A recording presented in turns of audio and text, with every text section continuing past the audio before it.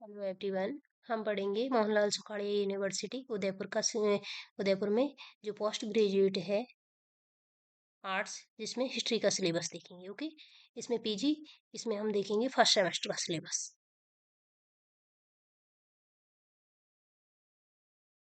PG first semester का paper number 3rd।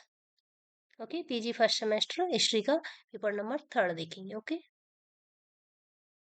इसमें हम जो फर्स्ट सेमेस्टर के पेपर नंबर फर्स्ट और पेपर नंबर सेकंड का सिलेबस देख चुके हैं। पेपर नंबर फर्स्ट है आपकी concept methods and tools of history. Okay, इसका सिलेबस देख चुके हैं। सेकंड पेपर है आपके प्रोफेशनल अप्रोच ऑफ हिस्ट्री, इतिहास का व्यावसायिक दृष्टिकोण या इतिहास का पेशेवर दृष्टिकोण। ये सिलेबस भी हम देख चुके हैं। अब आपके जो थर्ड पेपर है वो है आपके हिस्ट्री ऑफ मॉडर्न वर्ल्ड, आधुनिक विश्व का इतिहास। आधुनिक विश्व का इतिहास।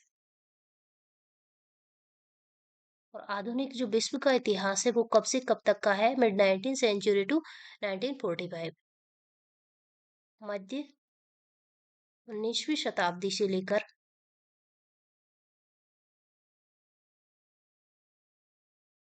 1945 ईस्वी तक। पेपर का नाम क्या है? आधुनिक विश्व का इतिहास। और आधुनिक विश्व के इतिहास में आपको पढ़ना है मध्य 19वीं शताब्दी से लेकर 1945 ईस्वी तक। ठीक, आपके 5 यूनिट है। वैसे आपके जो पेपर होता है उसमें 20 नंबर का होता है आपके इंटरनल। 20 नंबर का आपके इंटरनल होता है और 80 नंबर का पेपर होता है। तो आपके ये जो सिलेबस दे रखा है इसमें जब फाइनल पेपर होगा तो उसमें 80 नंबर के क्वेश्चन आएंगे। इसमें 5 यूनिट है। 5 यूनिट में जो यूनिट नंबर फर्स्ट है वो है आपके लीगेसी ऑफ 19th सेंचुरी, 19वीं सदी की विरासत। लीगेसी ऑफ 19th सेंचुरी, इसका मतलब होगा 19वीं सदी की विरासत। तो यूनिट नंबर फर्स्ट में क्या पढ़ना है आपको? 19वीं शताब्दी की विरासत। इसमें जो आपके पॉइंट नंबर ए है इसमें पढ़ना है आपको लिबरलिज्म एंड नेशनलिज्म। लिबरलिज्म का मतलब होगा उदारवाद और राष्ट्रवाद। यूनिट नंबर फर्स्ट का पॉइंट नंबर ए में क्या पढ़ना है आपको? उदारवाद और राष्ट्रवाद। पॉइंट नंबर बी में पढ़ना है इंपेरियलिज्म, यानी कि साम्राज्यवाद। और साम्राज्यवाद में आपको पढ़ना है थ्योरी। इसके अलावा लेनिन एंड हॉब्सन की पढ़नी है आपको कॉन्सेप्ट ऑफ न्यू इम्पेरियलिज्म, यानी कि आपको सबसे पहले क्या पढ़ना है? साम्राज्यवाद। साम्राज्यवाद का साम्राज्यवाद की जो सिद्धांत है। ओके, साम्राज्यवाद के सिद्धांत। इसके अलावा जो न्यू साम्राज्यवाद है या फिर नव साम्राज्यवाद है,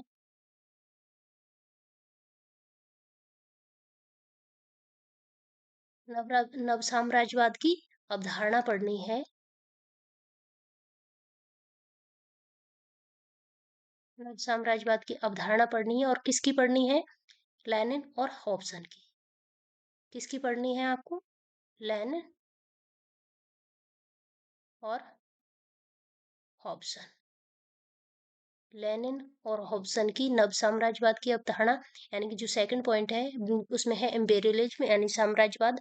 और साम्राज्यवाद में साम्राज्यवाद की प्रमुख सिद्धांत पढ़ने हैं और इसमें मेनली जो पढ़ना है नव साम्राज्यवाद का जो नव साम्राज्यवाद की अवधारणा पढ़नी है और किसके अकॉर्डिंग पढ़नी है? लेनिन और हॉब्सन के according. Okay, point number C है आपका a short survey of growth of capitalism and imperialism in UK, Germany and Japan. इसमें पढ़ना है आपको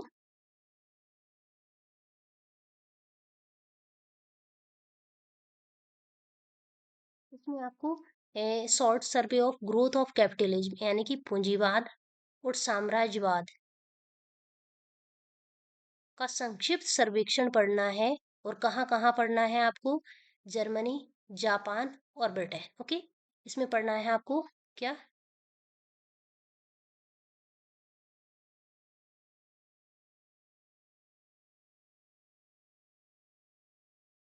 पूंजीवाद, पूंजीवाद और साम्राज्यवाद। पूंजीवाद और साम्राज्यवाद पढ़ना है, और पूंजीवाद और साम्राज्य किन किन के अंदर, कौन कौन से देशों के अंतर्गत पढ़ना है आपको? यूके यानी कि यूनाइटेड किंगडम, ब्रिटेन जिसे हम बोलते हैं ब्रिटेन, इसके अलावा दूसरा है आपकी जर्मनी, और तीसरा है आपके जापान। तो जर्मनी, जापान और यूके में पूंजीवाद और साम्राज्यवाद का संक्षिप्त सर्वेक्षण पढ़ना है। ए शॉर्ट सर्वे ऑफ ग्रोथ, यानी कि जो कैपिटलिज्म और इम्पेरियलिज्म है जर्मनी, जापान और यूके में, उनके विकास का एक संक्षिप्त सर्वेक्षण पढ़ना है। किसमें? आपको पॉइंट नंबर 3 में। अब आपकी यूनिट नंबर जो 2 है, उसमें आपके पढ़ना है word between the two words. Word between two words में आपको पढ़ना है जो दो विश्व युद्धों के बीच का जो विश्व है वो पढ़ना है। ओके, आपके जो दो विश्व युद्ध कब कब हुए हैं? एक हुआ है आपकी 1914 से 18, और एक हुआ है 1939 टू 45। ओके, तो इन दो विश्व युद्ध के मध्य का जो विश्व है वो पढ़ना है। इसमें पहला जो पॉइंट है वो है आपके रशियन रिवोल्यूशन, यानी कि रूस की क्रांति, रूस की क्रांति and the emergence of socialist economy, और जो समाजवादी है, समाजवादी अर्थव्यवस्था का उदय। क्या है? पॉइंट नंबर 1 में है आपके रूस की क्रांति और समाजवादी अर्थव्यवस्था का उदय। दूसरा पॉइंट है आपकी collective security and League of Nations and और इट्स फेलियर। ओके, इसमें पढ़ना है आपको सामूहिक सुरक्षा, सामूहिक सुरक्षा और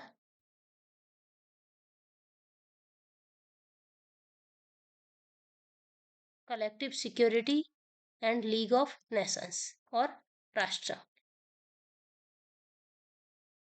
सामूहिक सुरक्षा और राष्ट्र संघ, ये पढ़ना है। और जो राष्ट्र संघ है यह विफल क्यों हुआ है और इसकी विफलता देखी। ओके, तो सामूहिक सुरक्षा, इसके अलावा राष्ट्र संघ और राष्ट्र संघ की विफलता क्यों हुई है, वो चीजें पढ़नी है। किसमें? आपको collective security and League of Nations its failure. Okay, point number C है आपके द ग्रेट डिप्रेशन, इसमें महामंदी, वैश्विक आर्थिक महामंदी पढ़नी।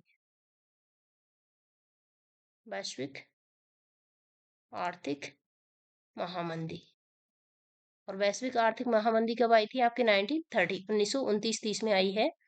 ओके, और इसमें आपको क्या पढ़ना है? ओरिजिन, इसका उद्भव किस प्रकार से हुआ है वैश्विक आर्थिक महामंदी का। इसके अलावा इम्पैक्ट, इस आर्थिक महामंदी के प्रभाव क्या पड़े हैं विश्व पर। ओके, और इसके अलावा the new deal, new deal policy, ये अमेरिका के द्वारा अपनाई गई थी, द न्यू डील पॉलिसी। इसके अलावा आपको पढ़ना है emergence of US economy, America की अर्थव्यवस्था का,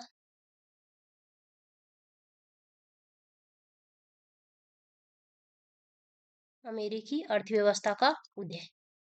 ओके, तो इसमें आपको क्या क्या पढ़ना है? जो आपके पॉइंट नंबर सेकंड है, सॉरी, पॉइंट जो यूनिट नंबर 2 है, उसमें क्या क्या पढ़ना है? रशियन रिवॉल्यूशन, रूस की क्रांति पढ़नी है। रूस की क्रांति के अलावा जो सोवियत इकोनॉमी है या फिर जो समाजवादी अर्थव्यवस्था है, उसका उद्भव किस प्रकार से हुआ है वो देखना है। दूसरा आपको इसमें सामूहिक सुरक्षा, इसके अलावा लीग ऑफ नेशंस या राष्ट्र संघ, इसमें राष्ट्र संघ पढ़ना है। और राष्ट्र संघ क्यों फेल हुआ है? क्योंकि राष्ट्र संघ के फेल होने के पश्चात ही द्वितीय विश्व युद्ध प्रारंभ होता है, क्योंकि राष्ट्रसंघ का निर्माण विश्व को युद्ध से बचाने के लिए किया गया था, लेकिन यह विफल हुआ है इन युद्धों को रोकने में, और फाइनली द्वितीय विश्व युद्ध हुआ था। ओके, तो इसकी जो असफलता है उसके कारण क्या थे वो पढ़ने हैं।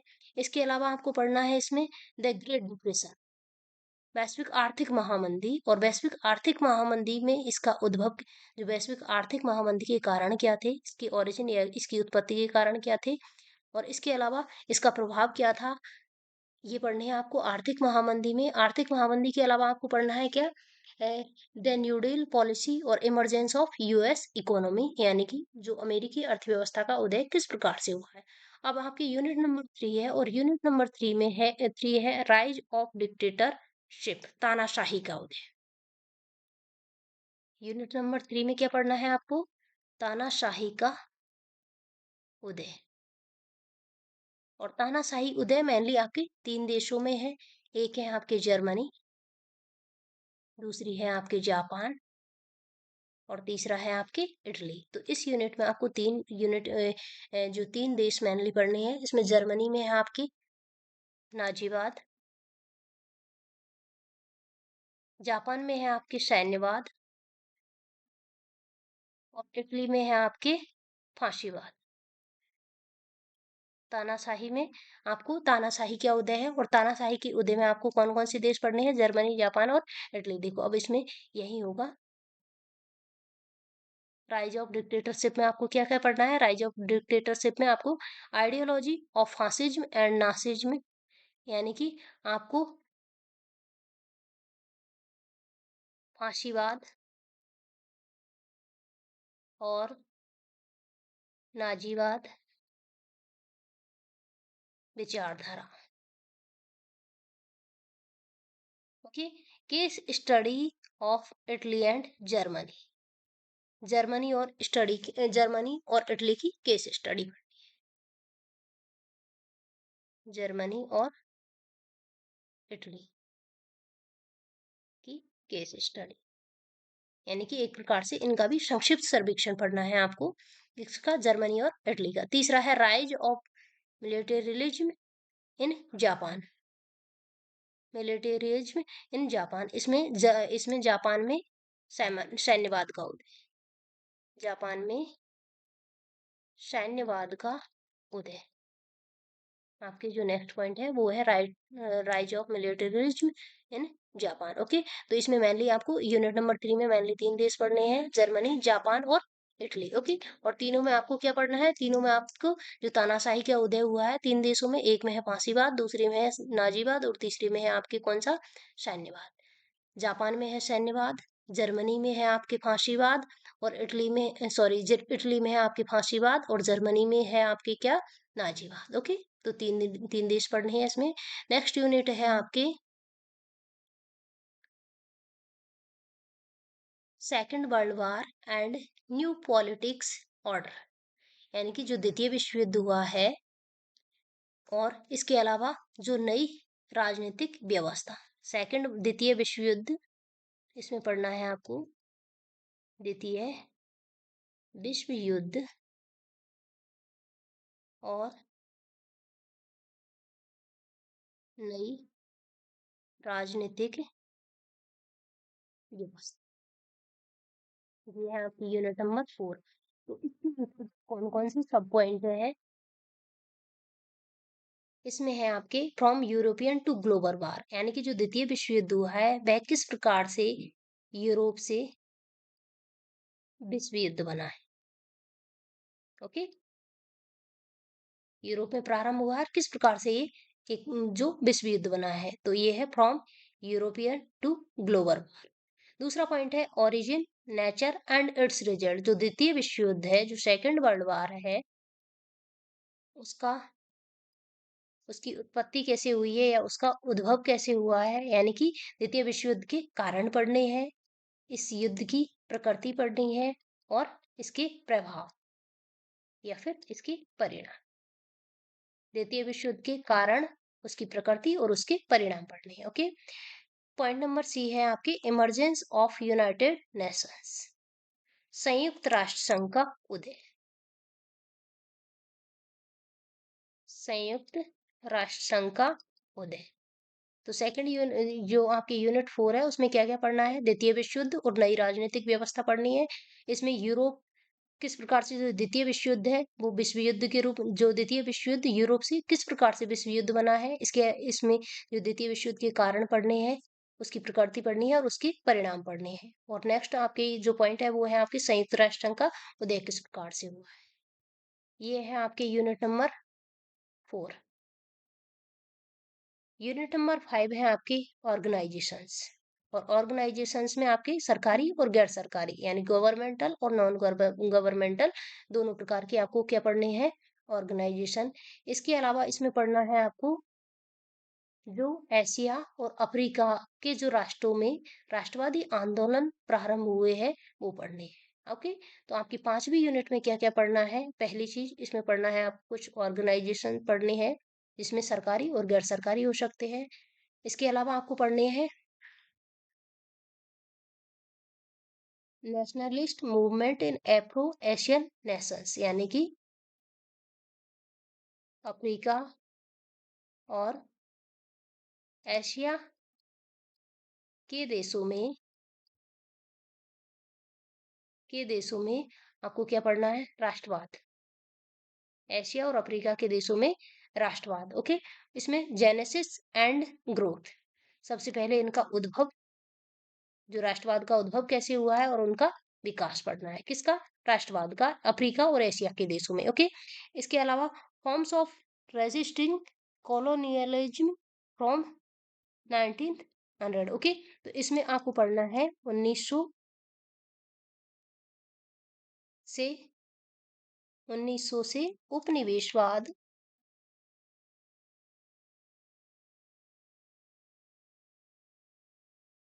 का विरोध करने की शुरू, विरोध करने के रो यानी कि उपनिवेशवाद का किस प्रकार से जो विरोध किए गए हैं और वो कब से पढ़ने हैं आपको? 1900 ईस्वी से। ओके, नेक्स्ट पॉइंट है आपके डी कॉलोनाइजेशन, बी उपनिवेशीकरण, बी सॉरी बी उपनिवेशीकरण। जो लास्ट पॉइंट है वो आया है आपके कौन सा? बी उपनिवेशीकरण। और बी उपनिवेशीकरण के आपको पढ़ने हैं कारण और उनकी प्रकृति। बी उपनिवेशीकरण में क्या पढ़ना है? डीकोलोनाइजेशन, बी उपनिवेशीकरण। और बी उपनिवेशीकरण में पढ़ना है आपको इसके कारण और प्रकृति। ऑलराइट, तो ये है आपके जो एमए फर्स्ट सेमेस्टर का पेपर नंबर 3, पेपर का नाम है आपके विश्व का इतिहास। और विश्व के इतिहास में आपके मध्य 19वीं शताब्दी से लेकर 1945 ईस्वी तक का विश्व का इतिहास पढ़ना है। इसमें आपके 5 यूनिट है। 5 यूनिट में पहली जो यूनिट है उसमें पढ़ना है आपको क्या? उदारवाद और राष्ट्रवाद। इसके अलावा आपको साम्राज्यवाद और साम्राज्यवाद के कुछ सिद्धांत है वो पढ़ने हैं। और इसमें एक नव साम्राज्यवाद का अवधारणा है और वो नव साम्राज्यवाद की अवधारणा किसके अकॉर्डिंग पढ़नी है आपको? लेनिन और हॉब्सन के अकॉर्डिंग। ऑलराइट, इसी का जो नेक्स्ट पॉइंट है वो है ए short survey of growth of capitalism and imperialism in UK and Germany, UK Germany and Japan. तो जर्मनी जापान और जो ब्रिटेन में पूंजीवाद और जो साम्राज्यवाद का जो विकास है वो पढ़ना है। Word between two Wars second unit में पढ़ना है आपको दो विश्व युद्धों के मध्य का विश्व। और इसमें आपको रूस की क्रांति और जो समाजवादी अर्थव्यवस्था है उसका उदय पढ़ना है। ओके, तो इसमें क्या क्या पढ़ना है? रूस की क्रांति और समाजवादी जो अर्थव्यवस्था है उसका उदय पढ़ना है। नेक्स्ट है आपके कलेक्टिव सिक्योरिटी, सामूहिक सुरक्षा का सिद्धांत, league of Nations and it's जो फेलियर है। इसमें आपको लीग ऑफ नेशंस पढ़ना है और इसके असफलता के कारण क्या थे वो पढ़ने हैं अंत में, यानी कि इसकी विफलता क्यों हुई है वो पढ़ना है। इसके अलावा आपको महामंदी पढ़ना है। महामंदी के अलावा महामंदी के जो कारण है प्रभाव है वो चीजें पढ़ना है। इसके अलावा न्यू डील, अमेरिका की एक पॉलिसी वो पढ़नी है। और जो अमेरिका की अर्थव्यवस्था का उदय किस प्रकार से हुआ है, अमेरिकी अर्थव्यवस्था का उदय। इसके अलावा आपके जो यूनिट नंबर 3 में क्या क्या पढ़ना है? आपकी डिक्टेटरशिप पढ़ना है। इसमें मेनली तानाशाही, और तानाशाही में आपको मेनली 3 देश पढ़ने हैं। कौन कौन से देश हैं आपके? जापान, जापान में है आपके सैन्यवाद, दूसरा है आपके जर्मनी, जर्मनी में आपको पढ़ना है नाजीवाद, और तीसरा देश है आपके इटली, और इटली में आपको क्या पढ़ना है? फाशीवाद। ओके, तो यूनिट नंबर 3 में ये पढ़ना है। यूनिट नंबर 4 में क्या पढ़ना है? Second world war and the new politics order. Okay, तो इसमें आपको द्वितीय विश्व युद्ध है और द्वितीय विश्व युद्ध में आपको सेकेंड वर्ल्ड वार में आपको सेकेंड बढ़वार के कारण, इसकी प्रकृति क्या थी और इसके परिणाम क्या थे। ओके। 1945 में युद्ध समाप्त हो जाता है। युद्ध समाप्त होने के पश्चात आपके गठन होता है संयुक्त राष्ट्र संघ। तो आपको नेक्स्ट जो पॉइंट है वो आपका है संयुक्त राष्ट्र संघ। संयुक्त राष्ट्र संघ भी पढ़ना है। ओके। आपके यूनिट नंबर 5 में कुछ के संगठन है वो पढ़ने हैं, जिसमें सरकारी भी हो सकते हैं, गैर सरकारी संगठन हो सकते हैं। इसके अलावा इसमें एशिया और अफ्रीका में एशिया और अफ्रीका के देशों में जो राष्ट्रवादी आंदोलन पढ़ने हैं। एशिया और अफ्रीका के देशों के द्वारा जो राष्ट्रवादी आंदोलन चले हैं वो पढ़ने हैं। इसमें इनका उद्भव और इनका विस्तार पढ़ना है, उद्भव और विकास पढ़ना है। इसके अलावा 19वीं जो 1900 से ले 1900 से यहाँ पर क्या हुआ है, उपनिवेशवाद का विरोध हुआ है। उपनिवेशवाद का विरोध हुआ है तो उसके रूप कौन कौन से थे, फॉर्म्स कौन कौन सी थी वो पढ़ना है। और लास्ट पॉइंट है आपके डीकोलोनाइजेशन। और डीकोलोनाइजेशन में आपको क्या पढ़ना है, डी उपनिवेशीकरण में बी उपनिवेशीकरण के कारण और परिणाम। ओके। नेक्स्ट पेपर है आपके history of Rajasthan from earliest times to 18th century. Okay. तो आपके नेक्स्ट पेपर है कौन सा, किसका, एमए फर्स्ट सेमेस्टर का। ये हो जाएगा आपकी fourth paper. MA first semester का फोर्थ पेपर है और इस पेपर का नाम है आपके राजस्थान का इतिहास। राजस्थान का इतिहास। और राजस्थान का इतिहास आपके कहाँ से कहाँ तक का पढ़ना है आपको, आरंभ से लेकर पढ़ना है आपको 18वीं शताब्दी तक। आरंभ से राजस्थान का इतिहास आरंभ से लेकर 18वीं शताब्दी तक। अब हम देखते हैं इसका सिलेबस। इसमें भी 5 यूनिट है, ये भी आपके 80 नंबर का पेपर आएगा। राइट। तो इसमें जो यूनिट नंबर 1 है वो है आपके सोर्सेज। तो जो राजस्थान का जो इतिहास आप जो पढ़ रही हो उसके स्रोत क्या क्या होंगे। ओके। और स्रोत में आपके पॉइंट नंबर ए में है इंस्क्रिप्शंस। और इंस्क्रिप्शंस का मतलब होगा आपके अभिलेख। अभिलेख जिसे हम शिलालेख भी बोल सकते हैं। ओके। तो पहला जो आपके स्रोत होगा राजस्थान के इतिहास को जानने का वो होंगे आपके इंस्क्रिप्शंस। दूसरा है लिटरेरी यानी कि साहित्यिक स्रोत। और साहित्यिक स्रोतों में आपको पढ़ना है, एक तो है संस्कृत साहित्य से संबंधित स्रोत, दूसरे हैं आपके फारसी साहित्य से संबंधित स्रोत, और तीसरा है आपके राजस्थानी भाषा से संबंधित ये राजस्थानी भाषा साहित्य से संबंधित स्रोत ये है। और पॉइंट नंबर सी है आपके अर्ली सिविलाइजेशन इन राजस्थान। राजस्थान की राजस्थान में आरंभिक सभ्यताएं। राजस्थान में आरंभिक सभ्यताएं। और आरंभिक सभ्यताओं में आपको दो सभ्यताएं पढ़नी है। कौन कौन सी है, एक ये है आपकी कालीबंगा और दूसरी है आपके आहड़। ओके। एक तो आहड़ और दूसरी आपको कालीबंगा सभ्यता। तो सबसे आपके यूनिट नंबर फर्स्ट में आपके यूनिट नंबर फर्स्ट में 3 पॉइंट मेनली है। पहला है आपके अभिलेख। अभिलेख दूसरे में आपको पढ़ने हैं साहित्यिक स्रोत। और साहित्यिक स्रोतों में फारसी, संस्कृत, फारसी और राजस्थानी है। जबकि तीसरा पॉइंट है आपकी सभ्यताओं से रिलेटेड। और जो राजस्थान में प्रारंभिक सभ्यताएं थी या आरंभिक सभ्यताएं थी उनकी दो एग्जाम्पल आपको पढ़ने हैं। एक है आपकी आहड़ सभ्यता और दूसरी है आपकी कौन सी, कालीबंगा सभ्यता। अब है आपके यूनिट नंबर सेकंड। देखो यूनिट नंबर सेकंड में क्या है, rise of Rajput powers and their resistance. मतलब राजपूत शक्तियों का उदय और प्रतिरोध। राजपूत शक्तियों का उदय और उनका प्रतिरोध। पहला पॉइंट इसमें जो मेन पॉइंट है वो क्या है, वो है आपके राजपूत। आपके पॉइंट क्या है, आपके है पॉइंट है राजपूत शक्तियों का उदय और उनका प्रतिरोध। राजपूत शक्तियों का उदय और उनका जो प्रतिरोध है वो पढ़ना है। ओके। अब इसमें जो पहला पॉइंट है वो है आपके राजपूतों का उद्भव या राजपूतों की उत्पत्ति। और राजपूतों की उत्पत्ति से संबंधित विभिन्न सिद्धांत है, जिसमें देसी विदेशी देसी सिद्धांतों में भी कहीं भी वो जाएंगे, जैसे सूर्यवंशी है, चंद्रवंशी है, अग्निवंश से उत्पत्ति के सिद्धांत है, ब्राह्मण वंशी है या फिर क्षत्रिय वंशी है, ये सारे सिद्धांत आ जाएंगे आपके राजपूतों की उत्पत्ति से संबंधित सिद्धांत। दूसरा पॉइंट है आपके चौहान वंश से related, Chauhan empire and its decline with special reference to Prithviraj third के। तो इसमें आपको पढ़ना है चौहान राजवंश या चौहान साम्राज्य और उसका पतन, और उसका पतन। और इसमें आपको मेनली पढ़ना है पृथ्वीराज तृतीय के विशेष संदर्भ में, पृथ्वीराज तृतीय के विशेष संदर्भ में,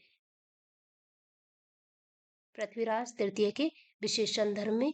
ये है आपके पॉइंट नंबर 2। ये है आपके यूनिट नंबर सेकंड का पॉइंट नंबर 2। क्या चौहान साम्राज्य पढ़ना है, इसका पतन पढ़ना है, और विशेष संदर्भ में किसके विशेष संदर्भ में पढ़ना है आपकी, यानी कि इसमें आपको मेनली जो पढ़ना है वो शासक है आपके पृथ्वीराज तृतीय। राइट। आपकी पॉइंट नंबर 3 है यूनिट नंबर सेकंड का पॉइंट नंबर 3 है Turkish invention and Rajput resistance with special reference to Alauddin invention. तो आपको इसमें पढ़ना है अलाउद्दीन खिलजी के द्वारा जो राजस्थान में आक्रमण किए गए हैं, यानी कि तुर्की आक्रमण और राजपूत प्रतिरोध, तुर्की आक्रमण और राजपूत प्रतिरोध। और इसमें मेनली जो पढ़ना है वो पढ़ना है अलाउद्दीन खिलजी, अलाउद्दीन खिलजी। और अलाउद्दीन खिलजी के द्वारा राजस्थान में विभिन्न जो रियासतों पर आक्रमण किए जाते हैं, जिनमें यहाँ आपके जैसे रणथंभौर है, चित्तौड़ है, शिवाना है, इसके अलावा जालौर है। तो विभिन्न रियासतों पर जो आक्रमण किए जाते हैं राजपूत शासकों के द्वारा, जो प्रतिरोध किया जाता है वो पढ़ना है। ओके। नेक्स्ट है आपके rise of Mewar and Marwar under Kumbha and Jodha. Okay. तो इसमें आपको क्या पढ़ना है, कुंभा या महाराणा कुंभा और राव जोधा के अधीन क्रमशः मेवाड़ और मारवाड़ का उदय, मेवाड़ और मारवाड़ का उदय है। और यानी कि आपको 2 शासक पढ़ने हैं, महाराणा कुंभा और राव जोधा। ओके। ये है आपके unit number second. Unit number second में क्या क्या पढ़ना है, टर्किश में पहला है आपके राजपूतों की जो उद्भव से संबंधित विभिन्न सिद्धांत है। इसके अलावा आपको पढ़ना है चौहान वंश, और चौहान वंश में इसके पतन के कारण क्या थे। और चौहान साम्राज्य में या चौहान वंश में आपको मेनली जो शासक पढ़ना है वो पढ़ना है पृथ्वीराज तृतीय, जिसके समय में जो मोहम्मद गोरी के द्वारा भारत पर आक्रमण किए गए थे, जिसमें आपके तराइन के प्रथम और द्वितीय युद्ध इंपॉर्टेंट है। ओके। तो इन युद्धों के कारण परिणाम जो भी है वो चीजें पढ़नी है। दूसरी चीज है आपकी मेवाड़ और मारवाड़ का उदय पढ़ना है। और मेवाड़ और मारवाड़ के उदय में आपके 2 मेन शासक है यहाँ पर, कौन कौन से, एक है आपके महाराणा कुंभा जो कि मेवाड़ का शासक है, और दूसरा है आपकी रावजोधा जो कि मारवाड़ का शासक है। और एक आपको Turkish invention and Rajput resistance with special reference to Alauddin Khilji, यानी कि अलाउद्दीन खिलजी के द्वारा जो आक्रमण किए गए हैं और राजपूत शासकों के द्वारा जो प्रतिरोध किए गए हैं वो पढ़ना है। नेक्स्ट है आपके यूनिट नंबर 3, और यूनिट नंबर 3 में आपको पढ़ना है रेजिस्टेंस विद मुगल्स, यानी कि राजपूतों के द्वारा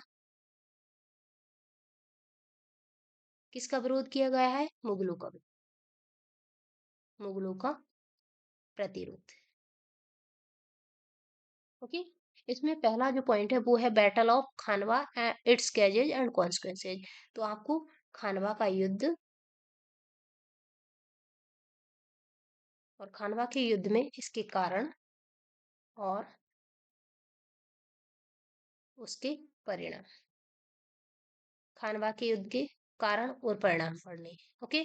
दूसरा है आपके relation of Maldev with Sher Shah. दूसरा पॉइंट है आपके शेरशाह सूरी के सूरी के राव मालदेव के साथ साथ संबंध। ओके, पहला पॉइंट है राजपूत, ये मतलब आपके जो मेन पॉइंट है वो है राजपूत और मुगलों राजपूतों ने जो मुगलों का प्रतिरोध किया है वो है आपके मेनली पॉइंट। तो इसमें पहला जो पॉइंट है वो है आपके खानवा के युद्ध के कारण और परिणाम। दूसरा पॉइंट है आपके मालदेव और शेरशाह सूरी के मध्य जो संबंध वो पढ़ने हैं। तीसरा पॉइंट है इसमें अकबर और मेवाड़ के मध्य रिलेशन। ओके, अकबर व मेवाड़। और अकबर के समकालीन जो मेवाड़ के शासक है उनमें एक है आपके महाराणा उदय सिंह, दूसरे हैं आपके महाराणा प्रताप, दो शासक होंगे। और नेक्स्ट हो जाएंगे आपके महाराणा अमर सिंह,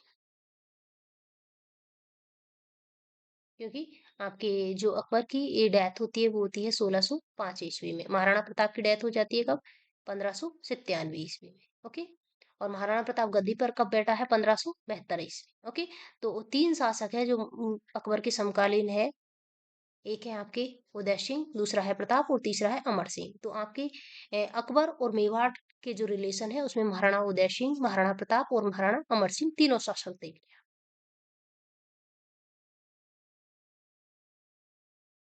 ये है आपकी यूनिट नंबर 3। यूनिट नंबर 3 में मुगल जो मुगल और राजपूतों के मध्य संबंध देखने हैं। मुगलों का राजपूतों के द्वारा जो प्रतिरोध किया गया है वो पढ़ना है। इसमें एक है आपके बैटल ऑफ खानवा, खानवा का युद्ध, इसके कारण और परिणाम पढ़ने हैं। दूसरे है मालदेव और जो शेरशाह सूरी है उन दोनों के मध्य के संबंध। ओके, तीसरा पॉइंट है आपके अकबर और मेवाड़ की जो रिलेशन है। अकबर के समकालीन तीन मेवाड़ के शासक है, जिसमें पहला है महाराणा उदय सिंह, जिसके समय में आपके जो चित्तौड़ का तीसरा शाखा होता है, राइट। और दूसरा शासक है आपके हम्म, क्या महाराणा प्रताप, जिसके समय में आपके प्रसिद्ध हल्दी घाटी का युद्ध होता है। और तीसरा है आपके महाराणा अमर सिंह। नेक्स्ट यूनिट है आपकी यूनिट नंबर 4। यूनिट नंबर 4 में क्या है? राजस्थान आफ्टर 16th सेंचुरी, 16वीं शताब्दी के बाद का राजस्थान। 16वीं शताब्दी के बाद राजस्थान, 16वीं शताब्दी के बाद का राजस्थान। और इसमें पहला है आपके achievements of Rana Raj Singh in culture spheres. Okay, इसमें पढ़ना है महाराणा राज सिंह की महाराणा राज सिंह की सांस्कृतिक उपलब्धियां। महाराणा राज सिंह की सांस्कृतिक उपलब्धियां आपके है पहला पॉइंट। दूसरा है Sawai Jai Singh its achievements and political and culture spheres. इसमें आपको दूसरा जो शासक पढ़ना है वो है सवाई जयसिंह। और सवाई जयसिंह आपकी शासक है आमिर ये कछवाहा राजवंश से संबंधित। और जो सवाई जयसिंह के आपको क्या पढ़ना है? राजनीतिक और सांस्कृतिक उपलब्धियां। सवाई जयसिंह की क्या पढ़नी है आपको? राजनीतिक एवं सांस्कृतिक उपलब्धियां। राजनीतिक और सांस्कृतिक उपलब्धियां किसकी पढ़नी है आपको? सवाई जयसिंह की। नेक्स्ट है आपके role of Durgadas in Mewar history, जो मारवाड़ हिस्ट्री। तो इसमें मारवाड़ के इतिहास में दुर्गादास राठौड़ की भूमिका। मारवाड़ के इतिहास में दुर्गादास राठौड़ की भूमिका आपके पॉइंट नंबर जो यूनिट नंबर 4 है उसमें है, वो है आपकी 16वीं शताब्दी के बाद का राजस्थान है। इसमें आपको क्या क्या पढ़ना है? एक है आपके महाराणा राज सिंह की सांस्कृतिक उपलब्धियां, दूसरी है सवाई जय सिंह की राजनीतिक एवं सांस्कृतिक उपलब्धियां, और तीसरी है आपके जो मारवाड़ के इतिहास में वीर दुर्गादास राठौड़ की भूमिका। ओके, ये है आपकी यूनिट नंबर 4। अब आपकी नेक्स्ट यूनिट है आपकी यूनिट नंबर 5। और यूनिट नंबर 5 आपकी कला एवं संस्कृति से रिलेटेड है। और इसमें आपको क्या पढ़ना है? इसमें है आपके पहला पॉइंट है, यानी कि मेन पॉइंट है इसमें आर्ट कल्चर एंड एडमिनिस्ट्रेशन, कला साहित्य, कला संस्कृति एवं प्रशासन। ओके, और इसमें पहला पॉइंट है आपके राजपूत एडमिनिस्ट्रेशन, यानी कि राजपूत प्रशासन। और राजपूत प्रशासन और सामंती व्यवस्था, फ्यूडलिज्म। दूसरा पॉइंट है आपके रिलीजियस मूवमेंट, और रिलीजियस मूवमेंट में with special special reference Mirabai and Dadu. तो आपके धार्मिक आंदोलन है, और धार्मिक आंदोलन में दादू दयाल और मीराबाई दो लोक संत पढ़ने हैं। ओके, आपकी यूनिट नंबर 5 है, और यूनिट नंबर 5 में क्या पढ़ना है आपको? कला, दूसरा संस्कृति, कला, संस्कृति और प्रशासन। कला, संस्कृति और प्रशासन पढ़ना है। ओके, और इसमें पॉइंट नंबर ए में क्या है आपके? राजपूत प्रशासन, राजपूत प्रशासन है, और राजपूत प्रशासन और सामंती व्यवस्था। क्या पढ़ना है? राजपूत प्रशासन और सामंती व्यवस्था। पॉइंट नंबर 2 है आपका रिलीजियस मूवमेंट, यानी कि धार्मिक आंदोलन पढ़ने हैं। और धार्मिक आंदोलनों में आपके जो विशेष संदर्भ किसके विशेष संदर्भ में आपके मीराबाई, और दूसरा है आपके दादू दयाल। ओके, पॉइंट नंबर 3 है आपके various school of Rajasthan paintings. जो राजस्थान चित्रकला है या फिर राजपूत चित्रकला है, राजपूत चित्रकला के विभिन्न स्कूल, राजपूत चित्रकला के विभिन्न स्कूल, जैसे जिसमें आपके मेवाड़ी चित्रकला है, Mewar school, Marwar school, Dhundhar school, Hadoti school, ये सारे आपको पढ़ने हैं। और लास्ट पॉइंट है आपके फोर्ट्स, और फोर्ट्स में आपको पढ़ने हैं चित्तौड़गढ़ और कुंभलगढ़। ओके, तो दो दुर्ग पढ़ने हैं। दुर्ग में एक है आपके कुंभलगढ़, और दूसरा है आपके चित्तौड़। तो ये है आपका जो पेपर नंबर 4 है उसका सिलेबस।